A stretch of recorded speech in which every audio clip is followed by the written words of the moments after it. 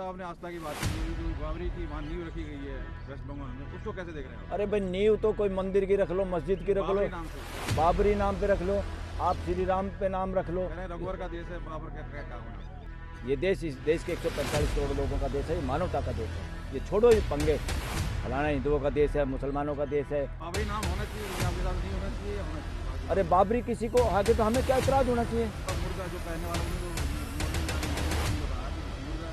कहने वाला है वो मुर्गा को हमें कुछ इस तरह की बात है। भाई उसने अपनी कौम को कह दिया यहाँ पानी चढ़ा दे कल्याण हो जाएगा, यहाँ नाक रगड़ ले कल्याण हो जाएगा। हुआ क्या? नमस्कार दोस्तों, तो मैं हूं, आप देख सकते हैं सुप्रीम कोर्ट के परिसर में, और आज हमें मिल गए हैं बलराज मलिक जी हाँ जी, जो सीनियर एडवोकेट अभिवक्ता सुप्रीम कोर्ट में नज़र आते हैं, अक्सर विपक्ष का साथ देते हुए मोदी जी के और संत समाज के प्रति खासकर इनका कड़ा रुख रहता है, और इनको ये ढोंग अक्सर बताते हुए नज़र आते हैं, और मीडिया बाइट में अक्सर इनकी देखता हूँ लेते हुए। तो आज मैं भी इसमें शामिल होता हूँ और कुछ अपने सवाल दागता हूँ, देखते हैं क्या सवाल के जवाब मिलते हैं। बोलो कौन पूछेगा प्रश्न? वंदे मातरम के ऊपर जो सदन में हुआ सर, उसके ऊपर कांग्रेस का अलग बयान आ रहा है कि नेहरू को छोड़िए। पिटाई हुई है करकटडुमा कोर्ट के बाहर, कैसे देखें इस मामले? अरे सीजीआई पे जो हमला था वो अलग मामला है, और यहाँ एक जज के साथ किसी मोटरसाइकिल पे यात्रा जो कर रहे थे दो लोग, उन्होंने जो उनके साथ झगड़ा या मार पिटाई की है वो मामला अलग है, दोनों के दोनों मामले अलग हैं। यहाँ पर हमला हुआ था जब आस्था, कम कहूँगा मैं, ढोंग पे जब कमेंट किया था चीफ जस्टिस ने, तब उस पे एक मानसिक गुलामी का परिचय देते हुए एक साथी एडवोकेट ने हमला किया था। वो गलत था, बिल्कुल वो असंवैधानिक था, और वो आवाज़ को बंद करने का था। उससे ये पता चलता है कि देश में ढोंगवादी, वर्णवादी या झूठी आस्थावादी मानसिकता ने हमारे लोगों को कितना मानसिक गुलाम बना दिया है कि इस तरह का हमला करने के लिए प्रेरित कर दिया। बोलने की आज़ादी, और उन्होंने सही बोला था चीफ जस्टिस ने, इसमें कोई दो राय नहीं, क्योंकि चीफ जस्टिस ने वो लॉजिकल बात क्या थी, उन्होंने जब कोई पीआईएल किसी ने डाली कि भाई कौन सा शहर था वो जहाँ पे वो मूर्ति थी, मध्य प्रदेश में खजुराहो में किसी स्टैचू का गर्दन टूटी हुई है, और उन्होंने उसको पता नहीं किसका बनाया, बर्मा का या किसी और का, किसका बनाया मुझे पता नहीं, इस बात का ध्यान नहीं, कि वो स्टैचू पे वो गर्दन लगाने के वो दिया जाए, इजाज़त दी जाए। तो उन्होंने कहा पहले तो जब उसमें कानून है, आर्कियोलॉजी सर्वे ऑफ इंडिया के अंडर आती हैं सारी जगह, और खजुराहो वाले मंदिर तो पूरी दुनिया भर की धरोहर है आज के दिन, पूरी दुनिया। और उसमें क्या होता है कि जो जैसा है उसकी स्थिति वैसी बना के रखनी है, ताकि उसको देख के लोग हिस्ट्री को भी जांच सके, परख सके, स्टडी कर सके, उससे ज़्यादा ख़राब ना हो, जैसी सिचुएशन में मिली है उनको उसी तरह रखना होता है। तो इसलिए उसको रिलीफ नहीं मिला, मगर उन्होंने कमेंट कर दिया लाइटर वे में। और वो क्यों किया? क्योंकि हमारे यहाँ एक बात चलती है कि देवी देवता हमारे दुख हरण करते हैं, समस्याओं को दूर कर सकते हैं, उनकी पूजा पाठ की जाए तो फ्यूचर में ये हो सकता है, फलाना हो सकता है, स्वर्ग में जा सकते हैं, कितनी बातें हैं, हम सबको पता है वो बातें। उस लाइटर वे में चीफ जस्टिस ने ये कह दिया भाई जब देवी देवता की गर्दन वो इतना बड़े काम कर सकते हैं तो वो अपनी गर्दन भी लगा लेंगे। इस तरह का एक लाइटर वे में था, और इसमें जूता फेंकने की कोई बात नहीं, ये हकीकत है। ये हकीकत है कि प्रचार क्या होता है और हकीकत क्या है। तो देश के लोगों को हकीकत समझनी होगी, झूठी कथा कहानी ग्रंथ और झूठी आस्थाओं से बचना होगा। झूठी आस्थाओं में से पूरा देश मानसिक गुलाम हो गया है, मानसिक गुलामी से पार पाने के लिए बुढ़ापा तक आ जाता है। लोग दूसरों के भरोसे जीना चाहते हैं, किसी मूर्ति के सहारे जीना चाहते हैं, किसी सो कॉल्ड गॉड अल्लाह के सहारे जीना चाहते हैं। अपने कर्मों में करने की वो आत्म स्वाभिमान और आत्म बल की कमी आ जाती है। सब एक भगवान को या किसी एक मसीहा को ढूंढते हैं देश का कल्याण करने के लिए। ये नॉनसेंस है, ये मानवता के विरुद्ध है, ये डेमोक्रेसी के विरुद्ध है, ये प्रकृति के नियमों के विरुद्ध है। ये बाबरी के ऊपर क्या कहेंगे? बाबरी की जजों पर हमला नहीं होते थे सर, लेकिन अब रेगुलर जजों पे हमला हो रहे हैं। अरे वो सड़क पे हमला हुआ, वहाँ पता नहीं हकीकत में असली क्या वो है। सड़क पे ये देखना चाहिए 4 व्हीलर वालों को भी कि ज़्यादा राइट किसके हैं, पेडेस्ट्रियन के या फिर 2 व्हीलर के। हालांकि उनको एक लेन में चलना होता है, मगर वायलेशन भी अगर है तो दूसरे जिसके पहिए ज़्यादा हैं जिस गाड़ी के, उसकी रिस्पॉन्सिबिलिटी ज़्यादा है। ये हमारे देश का कानून है और ये सही भी है। तो उसने हॉर्न बजाया होगा, क्यों इरिटेट हुए वो, किस तरह का झगड़ा हुआ, उसके दिमाग में हो सके ये भी खुरापात हो कि मैं जज हूँ। इस तरह की कई बार हम बात करते हैं। अगर कई बार मोटरसाइकिल पे हमारी खुद कार वाले की भी गलती हो और लग जाए चोट, जब भी अगर कार वाला ईमानदारी से ये कहे बेटा गलती होगी, मेरी ही गलती है, तो मोटरसाइकिल वाला कहेगा अंकल जी ठीक है, या भाई साहब कोई बात नहीं। मगर आप अगर ये कहेंगे ओए तुमने साइड नहीं देखी, तुमने ये किया, उल्टा उसकी गलती निकालेंगे तो फिर झगड़ा होगा, मार पिटाई होगी। तो ये गलती हो सकता है जज की भी हो, मगर इस तरह का झगड़े सड़कों पे होना हमारी यातायात व्यवस्था वो लचर पचर है, वो तो दिखाई देता है दिल्ली में। मलिक साहब, आपने आस्था की बात की है, अभी जो बाबरी की वहाँ नींव रखी गई है वेस्ट बंगाल में, उसको कैसे देख रहे हैं आप? अरे भाई नींव तो कोई मंदिर की रख लो, मस्जिद की रख लो, बाबरी नाम से करें, बाबरी नाम पे रख लो, आप श्री राम पे नाम रख लो। कह रहे हैं रघुवर का देश है, बाबर का क्या काम है आप? किसका देश है? कह रहे हैं रघुवर का देश है, बाबर का क्या नाम? ना ये रघुवर का देश है, ना किसी बाबर का देश है। ये 145 करोड़ लोगों का देश है।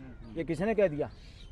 और मैं एक और कहूँगा, ये ना हिंदू का देश है, ना मुसलमान का देश है, ना ईसाई का देश है, ना किसी क्रिश्चियन का, ना सिखों का देश है। ये देश इस देश के 145 करोड़ लोगों का देश है। ये मानवता का देश है। ये छोड़ो ये पंगे, फलाना हिंदुओं का देश है, मुसलमानों का देश है, या बाबर का देश है, या रघुवर का देश है।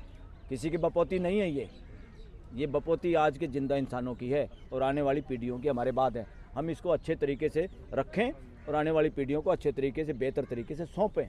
ये ड्यूटी है। इन चक्रों में इतिहास जिसमें पहले ही खून बहा चुका है, उस पर क्या चलोगे? इतिहास से अच्छी बातें सीखनी है ताकि वो दोहराई ना जाएं। इतिहास के खून खराबों को याद करके प्रेजेंट को ख़राब करना और भावी पीढ़ियों को खतरे में डालना, इससे बड़े बेवकूफ़ी कुछ नहीं है। ये जो ठेकेदार है ना रिलीजन के, इनका हिसाब मांगो। सारे रिलीजियस स्थानों का भी हिसाब मांगो। इनको पंडित पुजारियों के भरोसे, मौलवियों के भरोसे या खाली ग्रंथियों के भरोसे, फादरों के भरोसे मत छोड़ो। ये समाज के पसीने से बनी हुई चीज़ें हैं और समाज को इन पर कब्जा रखना चाहिए, इनकी देख रेख में भागीदारी करनी चाहिए। और वहाँ पर ये देखो वो बिल्डिंग समाज के और पूरी मानवता के काम आ रही है या नहीं। अगर नहीं आ रही तो धार्मिक स्थान नहीं है, वो जहर बहलाने के स्थान हो जाते हैं। तो बाबरी नाम होना चाहिए कि नहीं आपके हिसाब से? नहीं होना चाहिए या होना चाहिए बाबरी? अरे बाबरी किसी को आगे तो हमें क्या इतराज होना चाहिए? मुर्दा जो कहने वाला, उनको मौलवी निजाम मदनी साहब ने जो कहा कि मुर्दा जो कहने वाला है वो मुर्दा, कुछ इस तरह की बात थी भाई। उसने अपनी कौम को कह दिया भाई इसको नहीं कहना हमने, सिंपल। उसके पास लॉजिक है। उनका लॉजिक ये है कि इसका अगर पूरा जो ये गाना अगर हम पढ़ें, गूगल करें, तो इसमें देवी देवताओं की पूजा की भी बात है। पूरा अगर गाना पढ़ेंगे तो जब ये लिखा होगा तो किस भाव से लिखा है। अगर कोई रिलीजन का आदमी इसको कहता भाई हम नहीं गाएंगे, तो इसको हमने इशू नहीं बनाना चाहिए। अच्छी बातें हर समाज स्वीकार करता है। बीमारी की दवाई, कोरोना की वैक्सीन फटाफट लगवाई थी ना सबने, जिसका जीने का दिल कर रहा था। कुछ लोगों ने नहीं लगवाई, कोई बात नहीं। वैक्सीन चेचक की लगवाते हो कि नहीं? पैरासीटामोल खाते हो कि नहीं? इमीडिएटली जब बुखार हो जाता है। कोई कहता है कि हिंदू की फैक्ट्री, मुसलमान की फैक्ट्री, या श्री राम की फैक्ट्री या बाबर की फैक्ट्री। आज़ादी में सबका सहयोग। और जब आपका बच्चा मर रहा होगा खून के बदले में और कोई खून नहीं मिल रहा होगा, आपके घर वाले भी नहीं दे रहे, और जब अस्पताल के एम्स के बाहर कोई मुसलमान बच्चा है और रिक्शा पुलर भी हो बेशक, आप कहेंगे बेटा पैसे जितने मर्जी ले ले, खून दे दे। और ऐसे गरीब बच्चे हैं जो पैसे भी नहीं लेते, खून देते, आप फटाफट चढ़वा लेते हो उस वक्त जान बचाने के लिए। कहाँ गया फिर आपका श्री राम? कहाँ ऐसा जब मुसलमान मरता है और कोई डॉक्टर हिंदू है और उसे इलाज करा के बचा लो मेरा कैंसर, मेरे बच्चा मर जाएगा, कहाँ गया बाबर? ये बकवास बातें करना छोड़ दो। इतिहास इसको दफन करो, जूते मारो, लात मारो। वो सीजे साहब जो वकील साहब ने जूते फेंका था, आज उन पे भी कह रहे हैं कोई हमला हुआ है, कुछ कटकोट से वीडियो आ रही है। ये हमले वमले आँख का बदला आँख नहीं हो सकता। कोई एक बेवकूफ़ी करता है तो उसका मतलब ये नहीं उसके साथ वो बेवकूफ़ी की जाए। किसी भाई में, किसी इंसान में, किसी सिटीजन ने कोई गलत काम भी कर दिया तो हमारे यहाँ कानून है सुधारात्मक, कि गलती कोई कर दे तब भी उसको सुधरने का मौका दिया जाए, समझाने का मौका दिया जाए। इसलिए हमें बैर भाव से, ईर्ष्या से तो काम करना ही नहीं। इसलिए असली हिंदू वो है जो पूरी मानव जाति की और ख़ास तौर पर इंडिया के 145 करोड़ के बारे में जो सोचता है। असली मुसलमान वो है जो इंडिया के 145 करोड़ के बारे में, ये परिवार के बारे में सोचता है, देश के बारे में और दुनिया के बारे में। असली सिख और असली ईसाई वही है जिस मंदिर में खाली हिंदुओं के और मुसलमानों के बारे में ईर्ष्या भरने की बात चलती, वो मंदिर नहीं, वो बदमाशी का अड्डा है। इसी तरह से जिस मस्जिद के अंदर हिंदुओं के खिलाफ अगर कोई जहर फैलाने की बात होती है तो वो मस्जिद नहीं रह जाती, वो बदमाशी का अड्डा बन जाता अयोध्या के है। साथ- यही बात अन्य धार्मिक स्थानों पे लागू होती है। अयोध्या के साधु कह रहे हैं कि जिस तरह बाबरी का ईंट उखाड़ दिया वैसे जाकर वहाँ मुर्शिदाबाद में ईंट अरे उखाड़ देंगे। मेरे को तो सारे साधु संतों से ये है कि सामाजिक जीवन जियो और गृहस्थ जीवन जियो और पूरे देश को अपना परिवार मानो और पूरी मानवता के लिए काम करो। ठेकेदारों के लिए कोई जगह नहीं देश में, ना हिंदू ठेकेदारों के लिए, ना मुसलमान ठेकेदारों के लिए, ना ईसाई, ना सिख। यहाँ ठेकेदारी चलेगी तो मानवता की चलेगी। पूरे परिवार को जोड़ने के लिए जो काम कर रहा है वो असली सच्चा नागरिक है। बाकी सारे के सारे जो पूरे 145 करोड़ के बारे में नहीं सोचता, वो कहीं ना कहीं दिमागी रोग पे बीमार है, दिमागी तौर पे आतंकवादी है। आगरा से एक वीडियो आई है, वो कह रहे हैं मंत्रालय बनाएंगे बाबरी के नाम पे। ऐसी वीडियो भी आ रही है।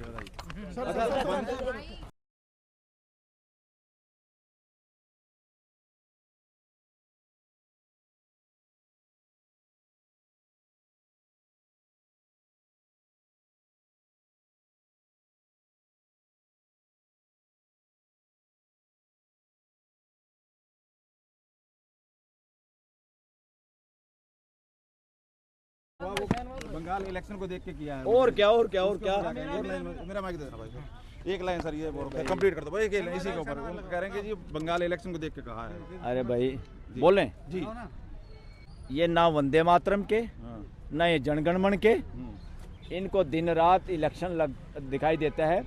ये लोकतंत्र के दुश्मन मानसिकता के लोग हैं ऐसे सब, जो कि इलेक्शन को ध्यान में रख के देश के अंदर दंगा फसाद या बंटवारा या मानसिकता का झगड़ा या लोगों में भेदभाव पैदा करना चाहते हैं वोट के चक्कर में। ये सारे देश के दुश्मन लोग हैं, देशद्रोही लोग हैं, चाहे उसमें कोई भी हो।